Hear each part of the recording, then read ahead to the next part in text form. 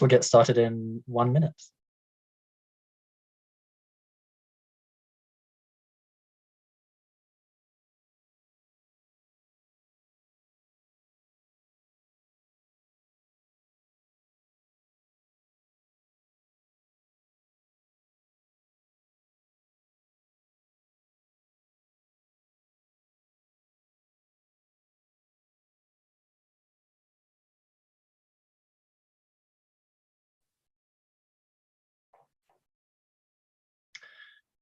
Okay, a huge warm welcome everyone to this Fireside Chat event on gender equality today for a sustainable tomorrow.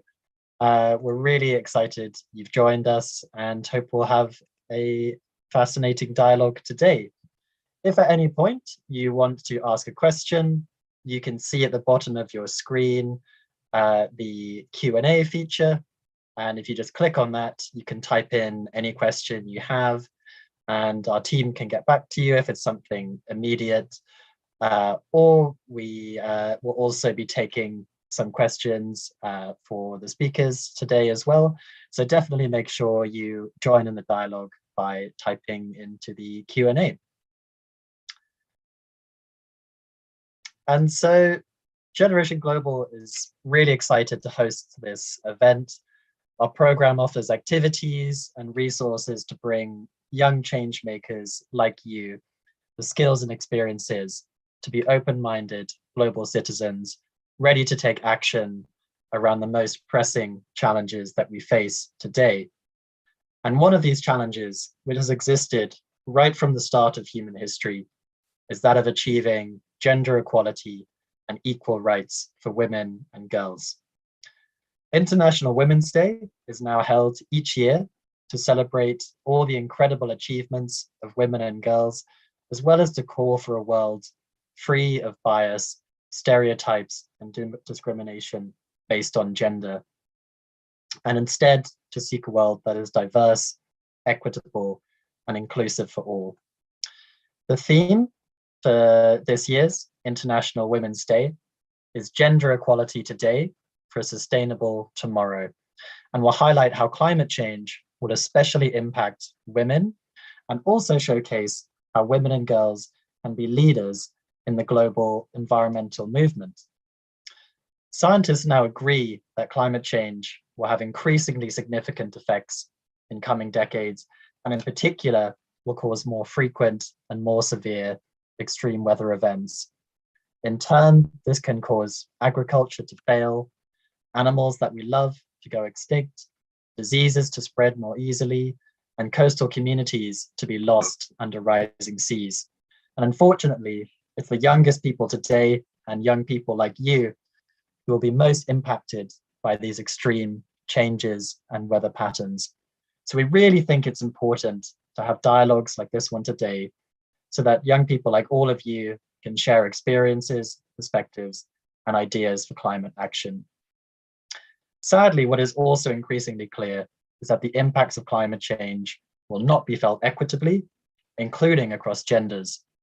And all those already most vulnerable will be hit the hardest, including women, who make up 3/4 of the world's population below the poverty line, and yet who are also systematically excluded from the key decision-making on climate change, typically making up only a third or less the representatives at the most important climate change negotiations.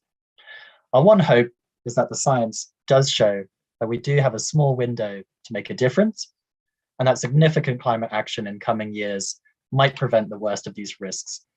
But we need all the solutions and help we can find, including and especially from women, as is evidenced by the incredible impact of the two speakers we have today. So I'll come to them next, but first we quickly just want to have a sense check of how all of you are feeling about how climate change might impact women and girls. And I'm going to ask my colleagues to share the first poll that we have today.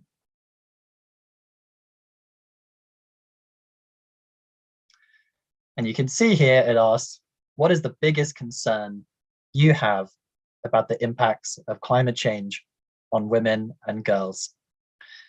So all of you are welcome to choose one of those options. We'll just give you 30 seconds and then let's see what are the results.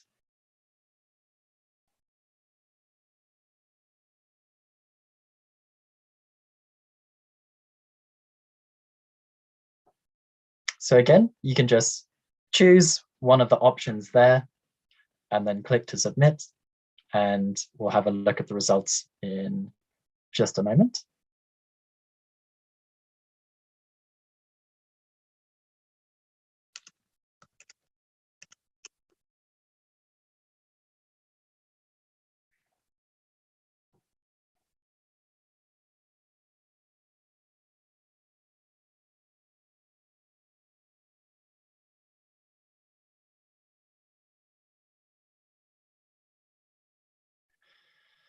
So yeah, thank you so much everyone for responding. You can see from those options that there's several ways in which climate change can unfortunately affect women and girls. And so thank you for sharing your responses. And while you take that in, I'll introduce our speakers for today. And so I'm really, really excited to introduce, first of all, Kekeshan Basu, a 22-year-old environmental and human rights activist from the UAE and Canada. As a young advocate for peace, children's rights, education, gender equality, and climate justice, Kekeshan is a United Nations human rights champion, winner of the International Children's Peace Prize, and one of Canada's top 25 women of influence, among many more accolades. She's published her own book, The Tree of Hope, and in 2012 launched the Green Hope Foundation with the goal of teaching and supporting young people to take action for sustainable development. And we also have Nolutando Zimande, a 27-year-old changemaker from KwaZulu-Natal, South Africa, where her rural upbringing influenced her to become an advocate for women and girls' rights. Her activism has led to her involvement with the Epworth Foundation, the Grail Link to the United Nations, and the Young African Leaders Initiative. She's also served as president of the board of South African Youth Climate Change Coalition and supported young women at the United Nations Commission on the Status of Women. And currently, she's the Community Development Coordinator at the African Solutions to African Problems Foundation. So warm welcome to you both. Thank you so much for joining us. And the first question I wanted to ask is, in your opinion, what is the relationship between climate change and gender equality? Do you think climate change amplifies existing inequalities experienced by young girls and women? And if so, how? Kekeshan, if you don't mind, I'll come to you first. Sure. Thank you for that question. Hello, everyone. I am very happy to share the space with all of you on International Women's Day. So that is a really important question. And I think I'm really glad it's getting addressed right now because grassroots experiences are steadily shifting our awareness of climate change from this abstract phenomena of just carbon levels and future impacts to something that's really more tangible. It's multi-layered. It's an intersectional issue that really brings together these myriad social, economic, and environmental struggles and solidarities. So it is now abundantly clear that mitigation of climate change has to be addressed through a human lens. And climate change in this regard is an inequality multiplier. And it's really for this reason its impacts are disproportionately more on women and girls and all of our diversity, with our gender-based vulnerabilities getting exacerbated by it. So we see how on the ground, how this climate change just exacerbates women and girls as the inequalities that we face. We've seen how women and children are 14 times more likely to die in a disaster than men and 80% more likely to be displaced by climate change. And when you take on the additional dimension of land access and rights for gender equality and how climate change is exacerbating this, we see how in many communities around the world, access to land is essential for survival, from subsistence farming to a source of livelihood income.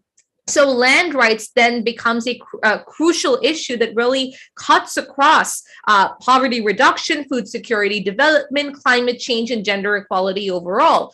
And in this context, we see climate change that not only threatens to impact all of these sectors, but then also adversely affects women because of discrimination and inequality that really limit their access to land and natural resources that are getting depleted due to climate change.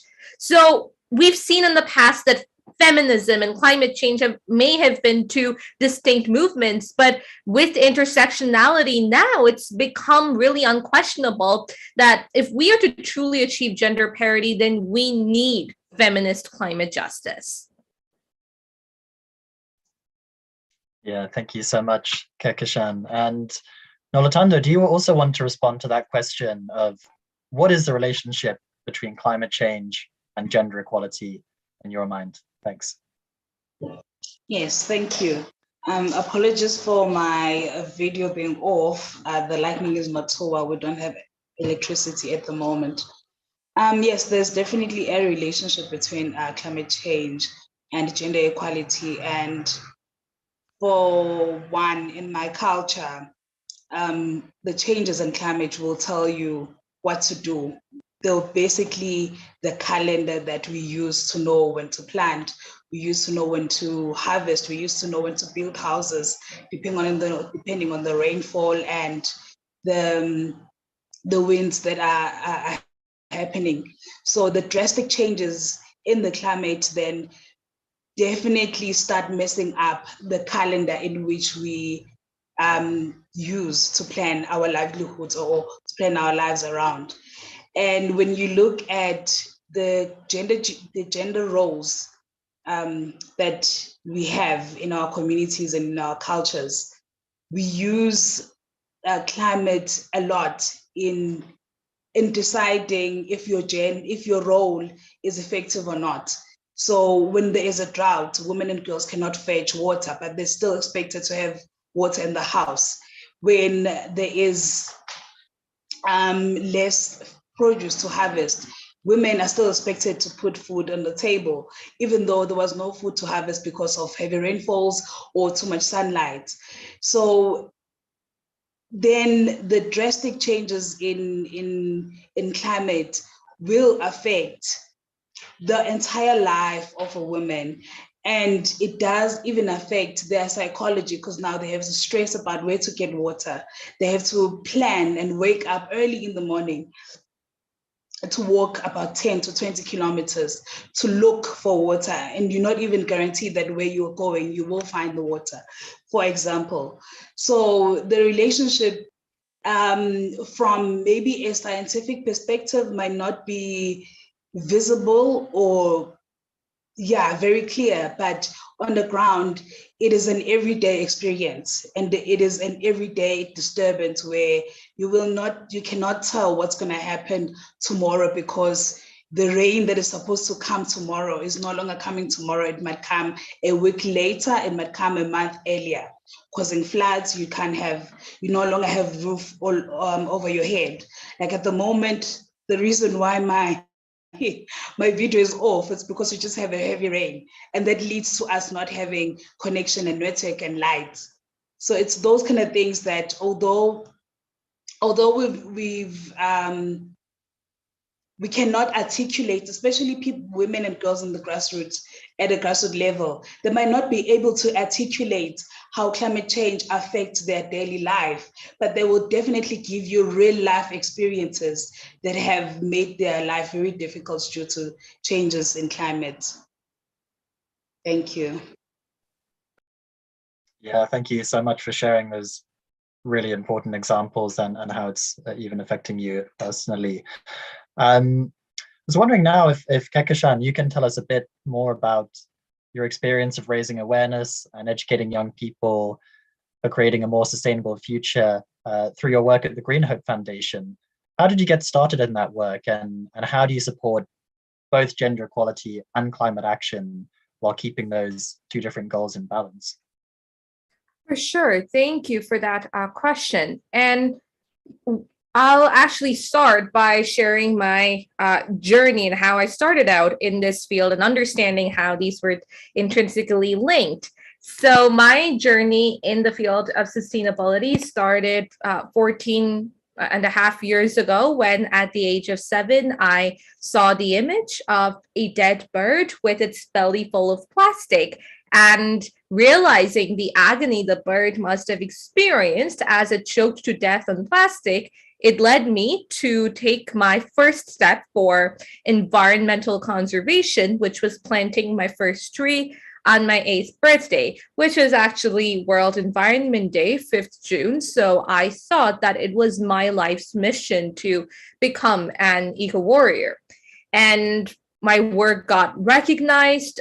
4 years after that, I was invited to speak at Rio Plus 20 at the Earth Summit. And out of 50,000 delegates there, as one of the youngest, I realized that there was a severe lack of inclusivity of children, particularly, but also other communities most disproportionately affected by our world's challenges. And that included women and girls. So on my return home, I started Green Hope Foundation to provide a platform of learning driven by education for sustainable development that turns into ground level actions. And it's led by young people and women, particularly from our world's most vulnerable countries.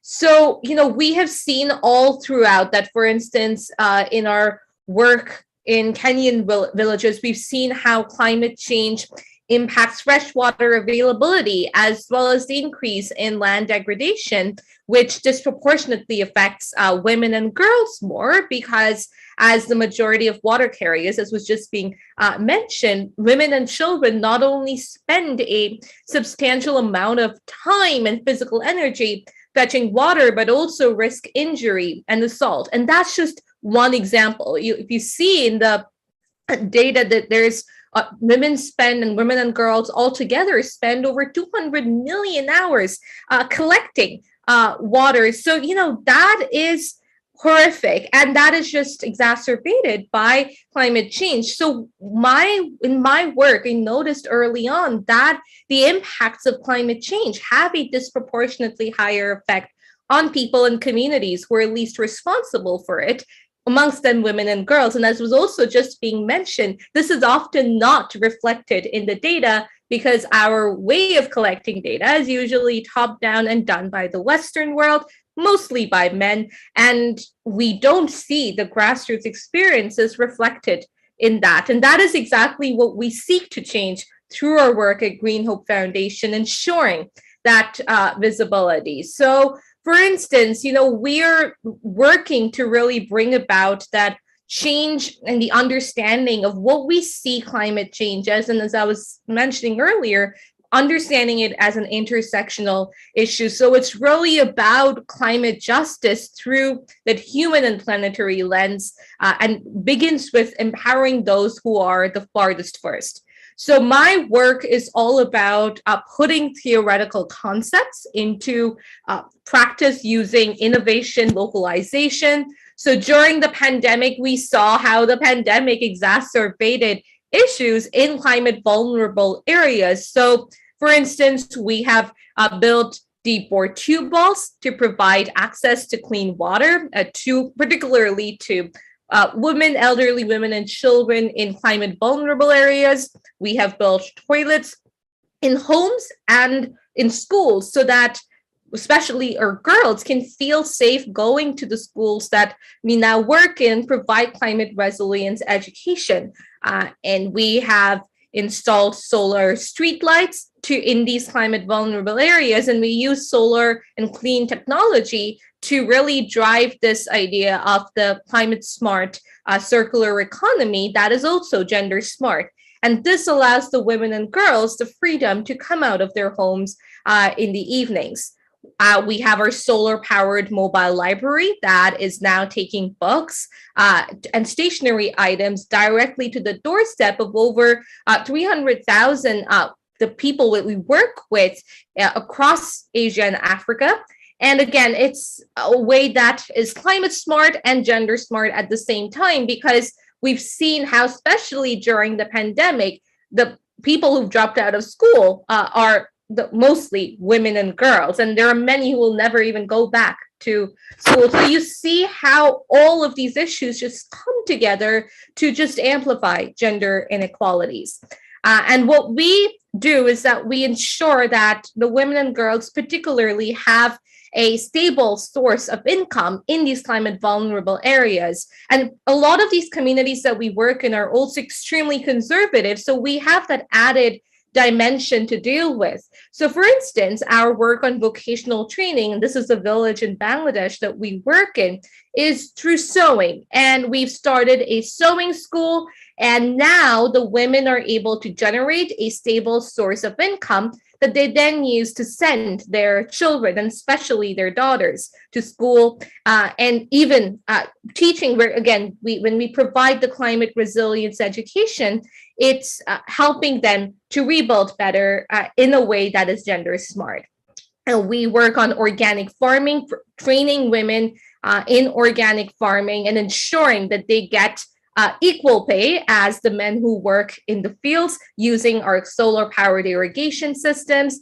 And all around the world, we impart our education for sustainable development through creative modes of communication, such as music, art, dance, drama, sport, eco-fashion, writing, because we want this to be a way for young people, women around the world, where they also have fun and learn at the same time.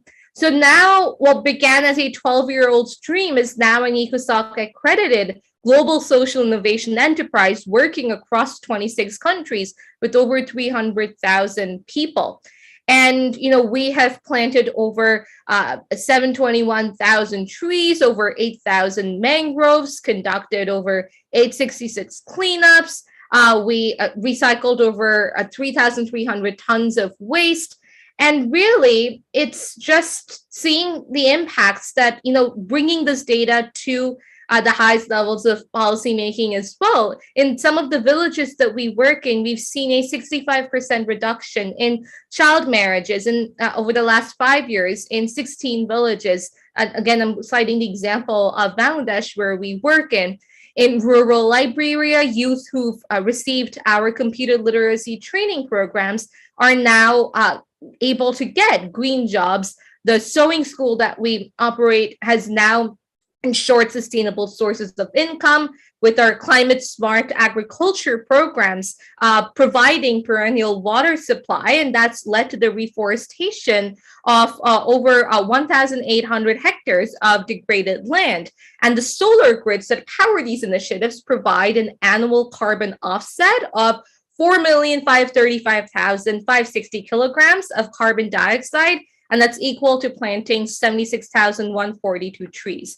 So that is a bit about how we see the intersection of climate change and gender inequalities and how it exacerbates that, but also how it exacerbates all of the numerous issues that already affect women and girls, and doing our bit to ensure gender equality today for a sustainable tomorrow.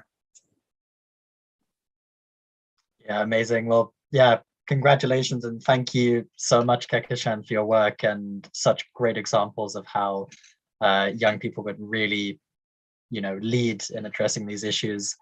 And wanted to come next to Nolatando. Can you share a bit about how you got involved in helping women and girls and working with community-based organizations? Maybe you can give us some instances or examples that helped you to gain such a strong advocacy voice and support for women and girls from such a young age. Okay, thank you for the question. I was very lucky to have the opportunity to join leadership and advocacy at a very young age. So at about 12 years, it was announced at church that a group of girls they're invited to come for a meeting, but they were not specific what the meeting was about. And in my culture, there's a practice called a virginity testing, where they basically check you as a girl, whether you're still a virgin or not. And if you are not a virgin, it's a big issue, you're basically isolated from all activities that include girls. So I was very nervous, although I was still a virgin, but I really didn't like the practice. And I really thought that that meeting was about that. And when I got there, I realized that no, it was a leadership training. And that leadership training was doing exactly what I needed, teaching me how to ask questions, teaching me how to speak when I'm not comfortable about a situation. And I remember 2 workshops after, or trainings after that, I started asking certain questions from my grandmother, and all her responses would be, "You're a girl, you're not allowed to ask that. We don't know, or you're too young to know." And that really frustrated me. So I really focused and paid attention in developing my voice and understanding the world of activism and advocacy, until I was given an opportunity to attend the Commission on the Status of Women. And on my return, I had a meeting with the group of girls I was with, and we started talking about the experiences I had at the UN and how I was treated and the challenges that I had. And after a very lengthy and well-detailed, exciting presentation, they simply asked me, "Okay, we understand and we hear you had fun, but where do we fit in?" And that was a very difficult question for me to respond to, because with my experience at the UN, at the CSW, I realized that girls who can't speak English are not given opportunities to speak or to express themselves. Girls who don't understand the formal policies and how to analyze them, or the language used in those policies, do not have the space. The girls who don't have sponsors to travel to the US don't have space. So that question then became my drive to take every single opportunity I get to attend a meeting, either whether it was at local level, at national level, and international level, to make sure that first of all, I sit in the front row. And when I am sitting in that front row, I will share the story of the girls at home. I will share my everyday life experiences. And I made sure that whenever an official or someone who was not a girl, someone who was not a woman, spoke on behalf of girls and women, I called them out. I would ask them, "You are here. That means there were means for a girl to be here, or there were means for a woman to be here. So why are you speaking on their behalf?" So I really got many opportunities to advocate and challenge that, until obviously I landed myself a job in community development. And even in the position I'm in, I still thrive to have women and girls in spaces where they wouldn't be expected to be. Women and girls from very rural, with very little English, participating in the CSW girl statement writing. Women who barely can communicate in English, receiving grants to change the norms or to challenge issues like gender-based violence, or accessing information on permaculture, and them understanding how permaculture affects or changes their life, as well as ensuring that they understand the effect of climate change, or how their gardens, their permaculture gardens, help in eradicating climate change. So yeah, that is basically what I've been busy with. Yeah, thank you so much. And again, thank you as well for your incredible work and amazing example you give to all the rest of us here. We have some more questions from Generation Global, but want to break and make sure we hear from some of you in the audience. Thank you for everyone who's been sending in really good questions. Please continue to do so. But I'll just take 2 for now, and with one for each of you. First, from Punya G.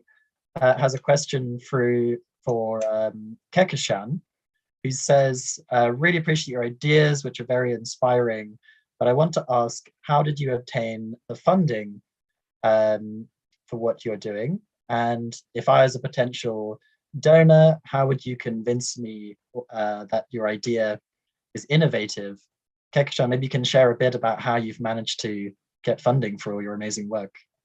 For sure. Yeah, that's a really important question to address, because the disparity that is there in terms of the funding available for women at the grassroots, young women at the grassroots, working in communities that are not flashy, it's really terrible.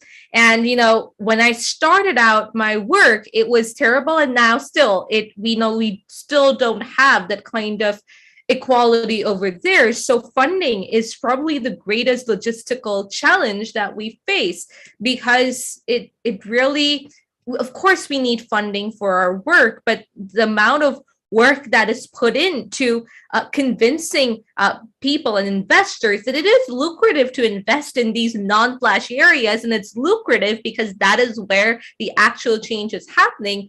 It's really an uphill battle right now, and it still is, despite all of the progress that has been made so far. So for us, we get our funding from certain grants. Certain individuals have helped us out in the past. If I speak at events, get honorariums, that goes entirely towards Green Hope Foundation's work. If I get a scholarship from my university, that goes to our work as well. So as you can understand from that, we don't have any kind of organized funding, but we make do because our passion is there. We want to bring about change, and we know that if we wait for all these people to get on board, there will be thousands and millions of people and women and girls who are getting affected, and someone needs to take that first step. And for us, that's ourselves. So yeah, if you even look at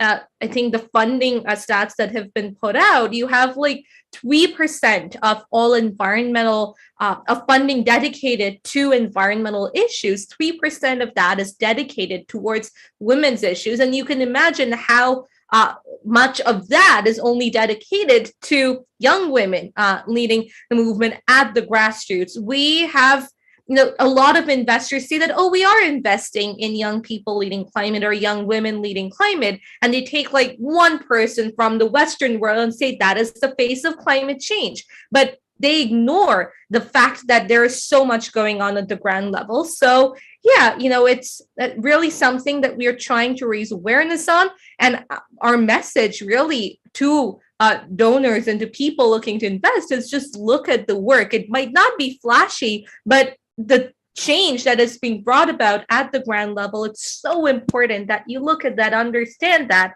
and ensure that you do your bit for the community and for the planet. Yeah, thank you for the great advice. And for Nolatanda, one question I'll put to you. This is from Aditi Gautam from Uttar Pradesh in India, who asks, how does gender equality affect society?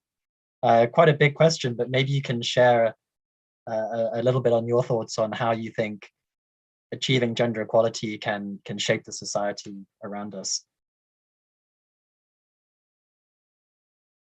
So in our experience at work, what I've seen a lot is that most communities have gatekeepers. And those gatekeepers determine who comes in and who goes out, and they will determine what happens within the community. So when you look at gender equality in most communities, it is mainly embedded in the culture of that community or the social norms of that community.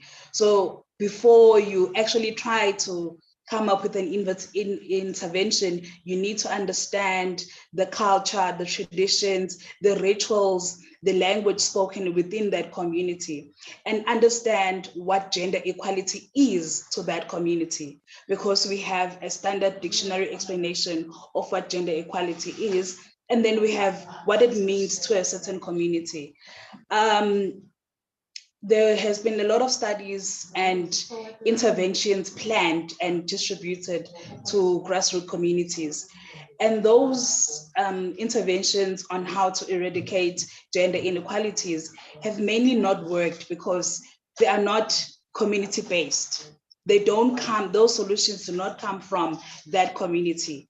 So in an example where someone, if I wanted to implement a gender project in my community, I will have to look at who sits in the local leadership in that community and how much decision making are women allowed to do in that community.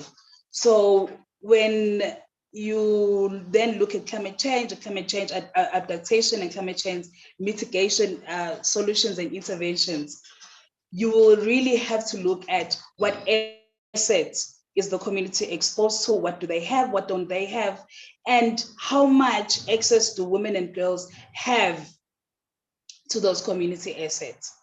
So I would really encourage that when you talk about or look at into diving into gender equality in grassroots communities, you do as anthropologists do. You live in that community, you understand that community, and you try by all means not to remove or fight against the gatekeepers, because they will determine whether they want you there or not.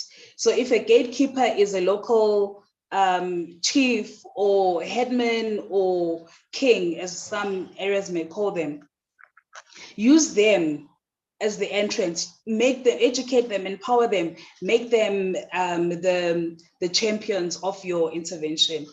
There was an organization that wanted to eradicate the abduction of girls in the villages.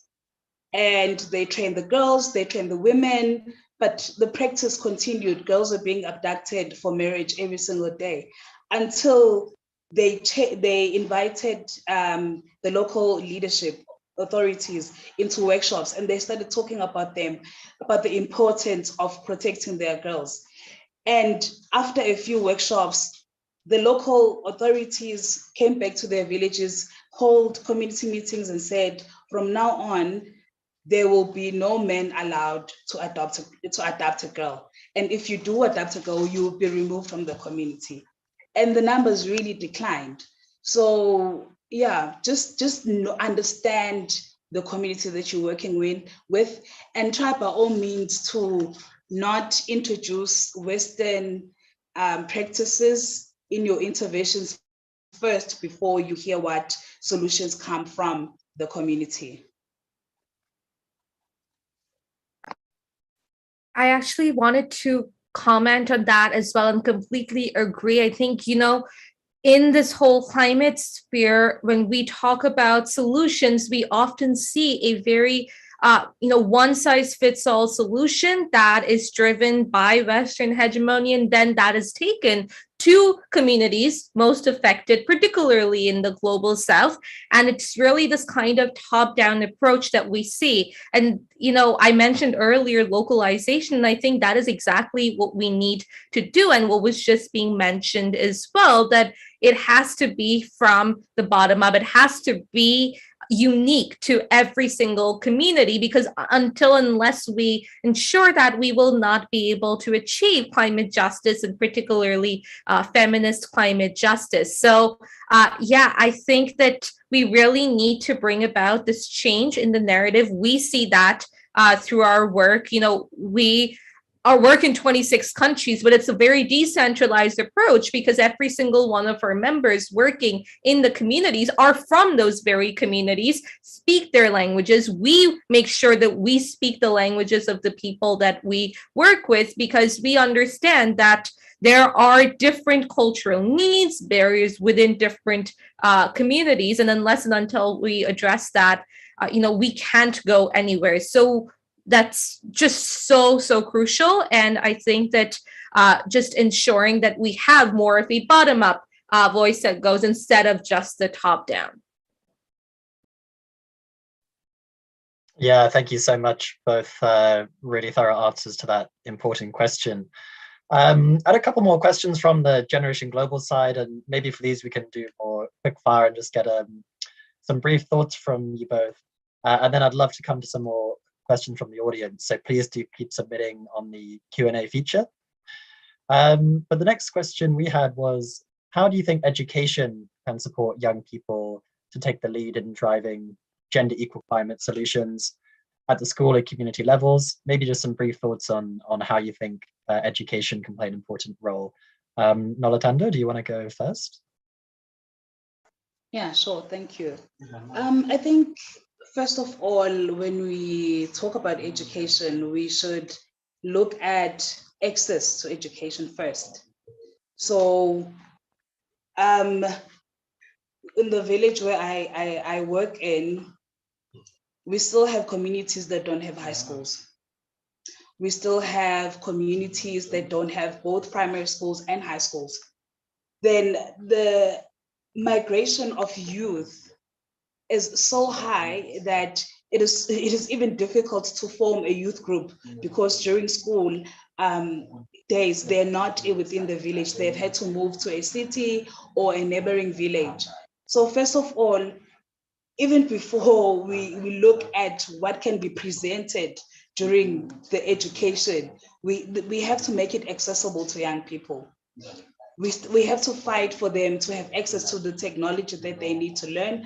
They have to have connection to network, when they have to have electricity, and they have to have classrooms. We still have schools this side in the Eastern Cape where classrooms are still made out of mud. And when there's a storm, when there's rain, there's no school because of the heavy weather conditions.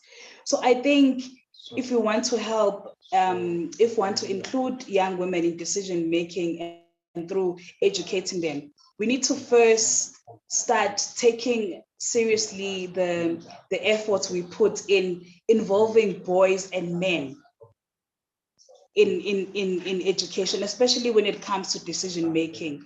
We need to empower boys and men the same way we empower women and girls, because at this age, as educated and as exposed as I am, I still have difficulties in addressing and raising awareness on certain issues in the community, because simply I'm female. Men and boys won't allow me to do that because the culture doesn't allow me to do that. So when we do introduce education as a tool into putting young women and girls in decision-making spaces, we really need to look at how much effort have we put in empowering women and girls while leaving boys and men behind. So the conversations I'm able to have with you and the other panelists and the other girls who are joining is not the same conversation I will be able to have with a boy in a village, because they don't understand the language. And most of the time, I come across as a strong-willed, as a disobedient, as a rebellious young woman who doesn't listen or doesn't follow the culture, because they are not as educated as I am. And by education, I just don't mean formal education. I also mean informal education. So when we are raising funds, we need to say this fund are to expose women and girls, boys and men at this village, so that they understand climate change better, so that they understand how climate change affects their life. So maybe if my father understands that there's climate change and might have a drought for a really long time, they might take time to accompany me to look for water. They might take time to actually cook while I'm still at school, or when there's a water truck coming along, they will rush to that water truck rather than waiting for me to come back and collect water from that water truck. So I think if we do want to use education as a tool into involving young women and women and girls in decision-making spaces, we need to look at how much effort are we putting into ensuring that gender equality is really equality, not just women and girls being empowered, but boys and men being empowered as well, so that they can support each other in eradicating challenges like climate change in their communities. Thanks so much. And Kekishan, did you want to respond as well? For sure. Education is critical. I mean, yes, it is both formal and non-formal because yes, it's not just about the learning in the classrooms, is also about the education that brings about change in mindset. And that at the end of the day, that's why we use education for sustainable development, because it really kind of addresses that. And for what we have seen is, of course, we need education infrastructure that requires immediate focus, has to be part of the recovery process. So, we saw, and I'll give the example of COVID, we saw how during the pandemic, we just had this shift to the digital world where it said, okay, so students can connect from their homes to online learning. Now we have the digital divide, and there are so many people, especially women and girls, who are on that other side of the digital divide, and therefore are left with no access to education. So that is what we seek to address, and we want to make sure that, of course, we ensure access to education first, as was just being mentioned. So once again, using these clean energy solutions to digitalize the education system. So we have installed solar grids. We in schools and homes provided routers, Wi-Fi hotspots. And with that, we have been able to help resume schooling for over 10,000 young people. We saw how unemployment was rife in these communities due to COVID-19 and lack of education.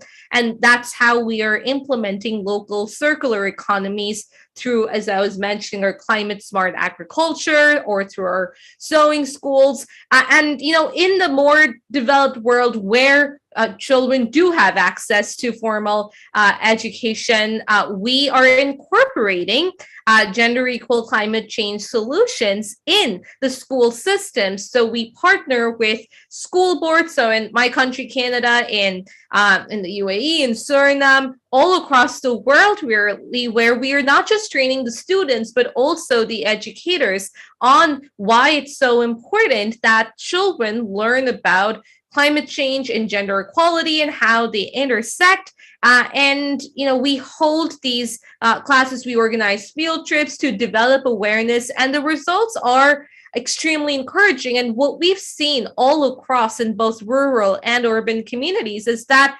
children tend to instinctively understand this empathy for people and planet. And I really believe that with the right guidance and tools and skill sets and the education, they will be able to grow into empathetic, responsible global citizens who value feminist sustainable development.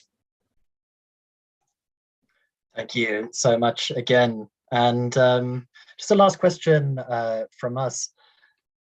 I think a really important thing to consider, what do you think is a standard we should look for in terms of meaningful participation for youth and young girls and women in decision-making spaces?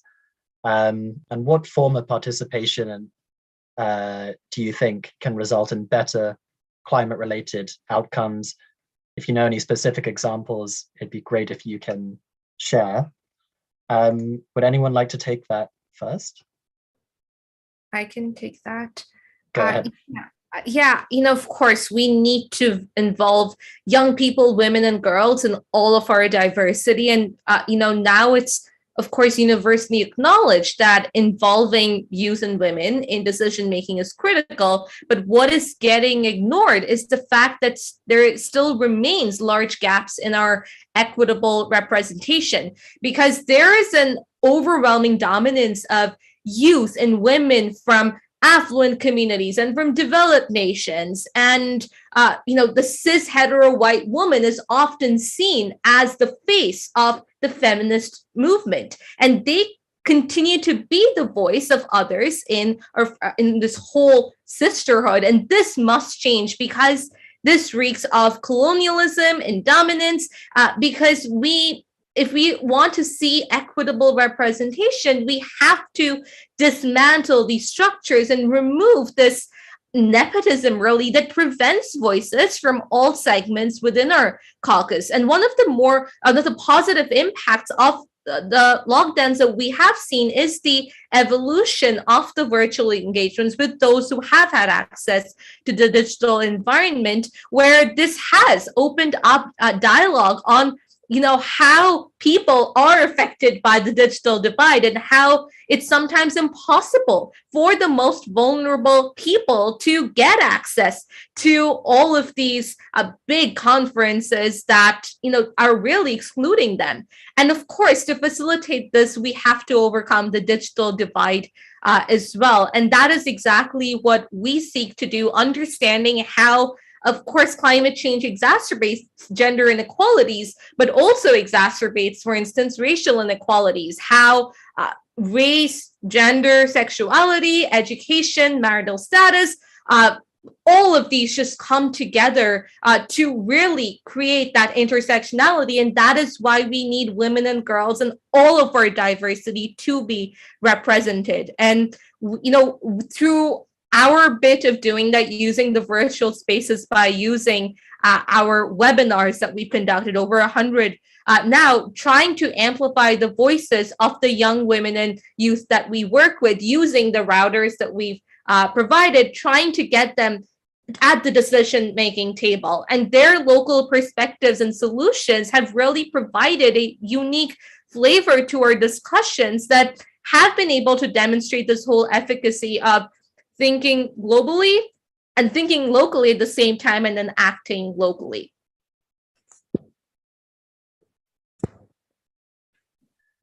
Yeah, thank you so much. Nolitanda, do you want to quickly comment on that? Or I'd love to actually take some questions from the audience, but if you have some brief thoughts on that, please go ahead. Yeah, basically, my colleague has covered mostly of what I was going to say, and I totally agree with her. And I think what's important, I'm also going to emphasize, is the gap in digital connection or being part of the virtual world. So when COVID came into play and things were becoming digital, we thought that it was okay, because now we didn't have to incur the big cost of going overseas or of going to whatever conference, wherever it was, but you could just sit on your phone and participate. But that's not true, because access to cell phones, access to connection, access to affordable connection, especially in my country, is almost impossible. I have to have at least $5 to sit in a 1-hour Zoom meeting. And for most families, that $5 is a meal for a family for 1 day or two, depending on the size of your family. So now young women have to choose between being part of decision-making at a global level or even at a national level, or feeding their families. And that is not fair. So, because then a report will come and say, we invited Nolutanda from a very deep rural area in KwaZulu-Natal in South Africa. But the truth is, you did invite her, but you didn't provide her with the means to be part of that meeting. And even when a young person is part of those meetings, there are still many challenges that hinder her from fully being present in that meeting. For example, the language barriers, like I mentioned earlier, the terminology that is used in those spaces. And even when we come and say we will mentor an individual, we still try to force them to tell a different story from the story that they know. So I would say, in order to see effective participation of young people and women and girls in decision-making spaces, we have to close the gap that is between the people that can afford to be in virtual spaces and those that can't. And we have to make sure that we advocate that women and girls particularly have access to virtual spaces, because yes, it is more affordable than going to New York if you're in South Africa. But still, the cost of data, the cost of being part of that meeting are equal to me force me to choose between having a meal and being part of the meeting. So you cannot call that equal chance to participate.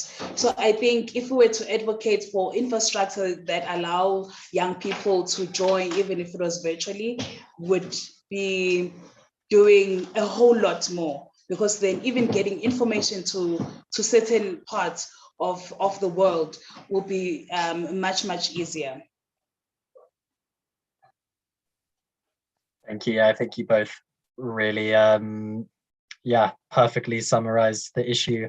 I want to get straight to, I think we'll have time for just one more question for each of you, and I'll probably have to limit you to just 2 minutes each to respond, since I'm afraid we're nearly out of time. First one, I'll put to you, Nolatanda, if that's okay. And there's actually 2 questions which are similar, so I'll give them both to you.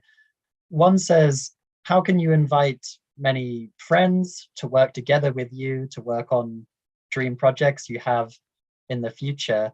And Anushka asked similarly, how do you find a local community to work with you as a young student and overcome barriers such as also having to handle school or getting permission from your parents?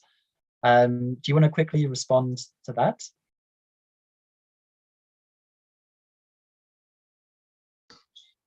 Hello. So yeah,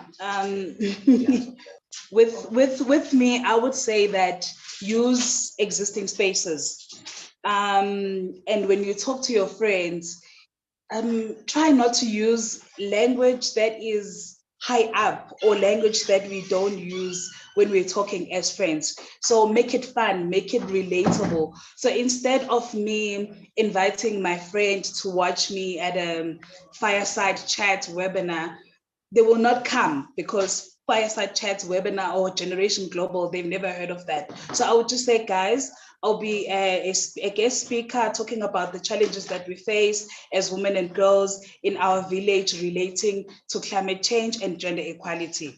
And try and hear what they want to say. So what do you think I should talk about? So that's me involving them in my presentation that I'm having right now. And that's me encouraging them to join the space, because now they want to hear what others will be saying, if other girls in other countries are experiencing the same challenges. So simplify the language, simplify the terms that you were using with your friends. And again, use existing platforms. So you might have a book club as a friend. In that book club, introduce a book that talks about girls and empowering women. For example, there's a book called A Woman Hold Half the Sky. Introduce that book and you can start talking about what other girls and you women are facing in the world. If you have a soccer club, talk about how damaged your soccer field is, and then ask what are the possible reasons that the grass is not green anymore, and whatever you try, it's not coming along. And then ask, maybe it's climate change. Do you guys know what climate change is? So always make the topic, bring it back to them, bring it back to their experiences, their daily lives, so that it's easy for your friends and other people in the community to join into in the conversation. Thank you so much. And Kekeshan, final question for you, which I think comes from Ria, who says, what encouragement would you give to young women who want to speak for their rights, but are maybe too shy or are scared of speaking out? And maybe you can finish with some response for us on that. Thank you.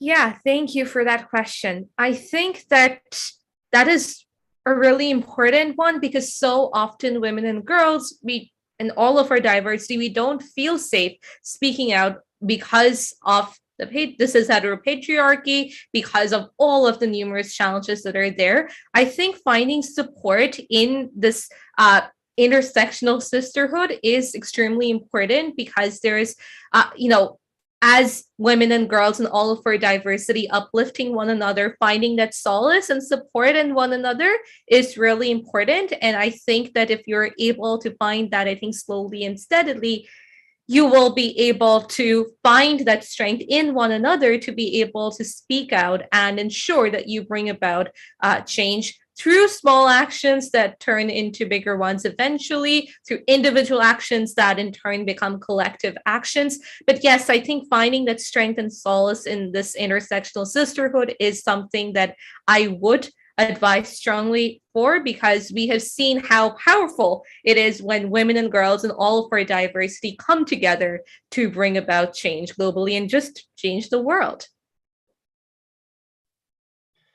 Yeah, well, thank you so much, Kekeshan and Rotando. Incredibly inspiring to hear from you. We really, really appreciate it. And just to finish, we want to put one final reflection poll to all of you today to have a think about what's one thing that you might want to do more of after watching this dialogue. So you can see some options there in the poll.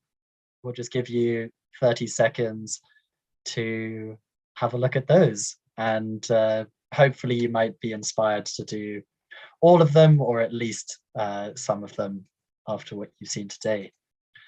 So you can just tick your answer and we'll show you the results in just a moment.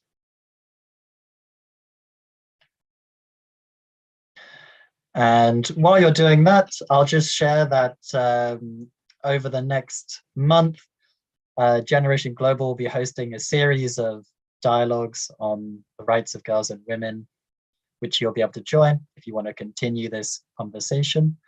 Here are the results. Great to see so many responses, and really, really, I think, we can all encourage you to go ahead and take those actions that you see on the screen there.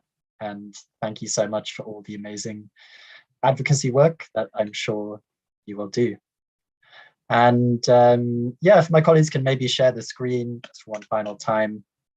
As I was saying, we're going to have a series of dialogues over the next month, which all of you are welcome to join. You just create a site on an account on the Generation Global website for free, and you can then join one of those dialogues we have coming up. Also, for everyone who's joined today, you can get a certificate of participation to show that you joined this event today. For that, you also just have to log in at our website shown here, adventure.generation.global. If you already have an account, you just go to your profile, click to update your details, and add the event code from today. Maybe we can go to the next slide.